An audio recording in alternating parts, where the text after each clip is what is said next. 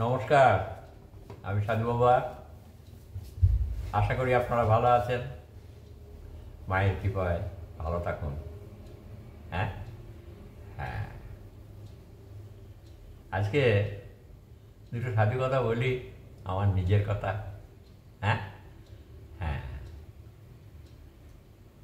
আমি এই সংসারেই রয়েছি। ঠাকুর পুজো পুজো খেলা করেই চলেছি। ঠাকুর পুজো খেলার ভালো প্রয়োজন আছে, কারণ এই পুজোটাকে কেন্দ্র করে এই পুতুল খেলার মধ্যে দিয়ে শেখা যায়, জানা যায়, বোঝা যায় অনেক কিছু, আর তা দিয়ে গড়া যায় খুব সুন্দর সংসার। সুখ দুঃখের বোঝা টানতে কোনো কষ্ট হয় না। তাই পুজো পাঠ, দেবদেবীর মূর্তি সামনে রেখে করা অবশ্যই কর্তব্য কর্ম।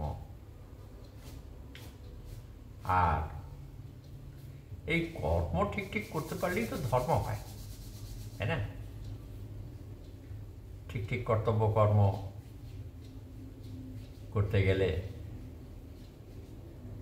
ধৈর্য, সহ্য, ভালোবাসা, হ্যাঁ, ত্যাগ, তিতিক্ষা, এগুলোর প্রয়োজন নিশ্চয়ই আছে। আর সেগুলো শিখতে গেলে ওই ঠাকুর ঘর নামক পাঠশালায় ভর্তি হতেই হয়, তাই না? হ্যাঁ, তা এই আমাদের তো দুটো হাত, তা দুটো হাত দিয়ে,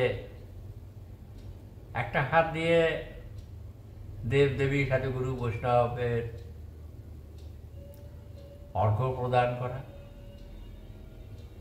প্রণাম করা জোর হাত করে, হ্যাঁ, এগুলো শিখতে হয়। তো আর একটা হাত, সে হাতটা দিয়ে সংসারটাকে ধরে রাখতে হয়। আমি তো তাই করি, আর এটা করেই তো শিখেছি।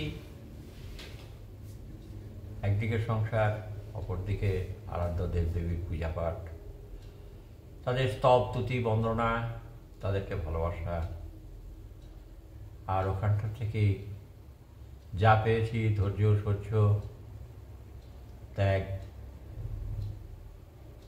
এই যে ক্ষমা, এগুলো ওখান থেকেই শেখা। আর সেই শিক্ষাটা কর্মজীবনে কাজে লাগিয়ে আজকে এই জায়গায়। আর কয়েকটা দিন আছি, তারপর কোথায় চলে যাব জানি না। হ্যাঁ হ্যাঁ, আবার যদি আসতে তো হবেই, কারণ এখনো অনেক কিছু রয়ে গেল ভিতরে, তাহলে আসতে তো নিশ্চয়ই হবে, এটা তো সত্য।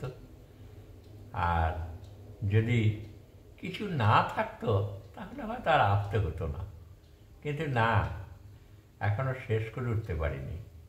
যদি শেষ করে উঠতে পারতাম তাহলে মনে হয় আর ইউটিউবে কথাই বলতাম না, তাই না? হ্যাঁ, তাহলে এখনো দেশ গড়ার স্বপ্ন দেখছি, এখনো আপনাদের ভালোবাসছি। আপনাদেরকে আগিয়ে দিতে আমার এই চেষ্টা যেন ব্যর্থ না হয়, এটাই আমার অনুরোধ। আপনারা সংসারের মধ্যে থেকে ঈশ্বরকে ভালোবেসে, সাধুগুরু বৈষ্ণবদের ভালোবেসে চলুন, দেখবেন আপনি ভালো থাকবেন। আর একদিকে সংসার, সংসারে কর্তব্য কর্ম, যার জন্য যতটুকু করা দরকার ততটুকু করুন, দেখবেন আপনার থেকে সুখী কেউ নেই। আপনি খুব ভালো আছেন, হ্যাঁ, খুব ভালো থাকবেন। দেখুন, করে দেখুন। আর একটা কথা, যদি বলেন আমি নিজে নিজেই করব, তাহলে কী হবে না, অনেক সময় ঠকতে হবে, ঘাত প্রতিঘাত আসবে।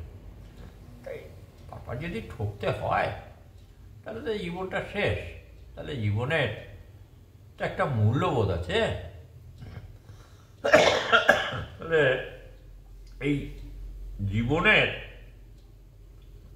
সব থেকে বড় পাওনা যেটা, সেটা হচ্ছে আনন্দ আর ভালোবাসা।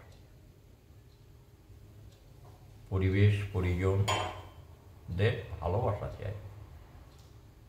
আপনি ভালোবাসুন, আপনিও ভালোবাসা পাবেন। হ্যাঁ হ্যাঁ, সবই আছে আমার মধ্যে। আমাকে সেগুলো ব্যয় করতে শিখতে হবে, তাহলেই আয় হবে।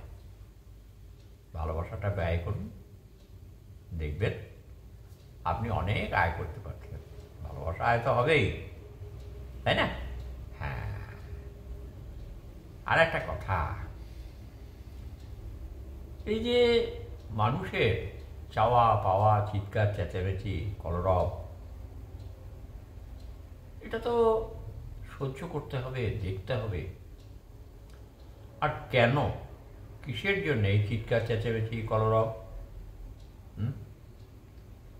না, শুধুমাত্র চাওয়া পাওয়া। এই চাওয়া পাওয়াকে কেন্দ্র করে আমাদের এই এত কিছু চিৎকার চেঁচামেচি, কলরব, এটাকে থামাতে হবে। তাহলে কি করে থামবে? না, ত্যাগ চাই। যদি ত্যাগ থাকে প্রত্যেকের মধ্যে, হ্যাঁ, তাহলে দেখবেন আপনার এই চিৎকার চেঁচামেচি, কলরব এটা থাকবে না। এর জন্য একে অপরকে ভালোবাসতে হবে, ত্যাগ আপনা আপনি আসবে। আর যদি ভালোবাসতে না পারেন তাহলে কি হবে? না আমার আমার করবেন। সংসারে তো দুটো জিনিস, একটা অহং, অপরটা সোহম। তো অহং আর সোহম, হ্যাঁ, এই দুটোর সমতা বজায় রেখে চলতে হবে।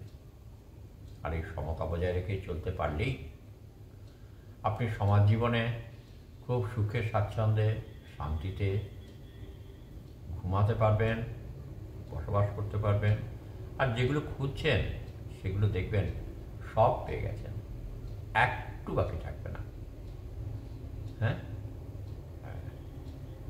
এই আমার এই যে নিবেদন আপনাদের সমীপে, আপনারা একটু মনোযোগ দিয়ে এই কথাগুলো শুনুন এবং সেগুলোকে বাস্তবায়িত করার চেষ্টা করুন। তাহলে আপনি অবশ্যই ভালো থাকবেন। আর আগামী 14ই অজ্ঞান মায়ের পুজো, আমার এই ছোট্ট যে আশ্রমটি গড়ে উঠেছে আপনাদের সহযোগিতা সাহায্যে, হ্যাঁ, সেখানে আপনাদের আমি এই শুভ বার্তাটা জানিয়ে দিলাম। যদি মনে হয় অবশ্যই আসবেন। হ্যাঁ হ্যাঁ, 15ই খিচুড়ি প্রসাদ বিতরণ, 14ই রাত্রে মায়ের পূজা। নমস্কার, ভালো থাকুন।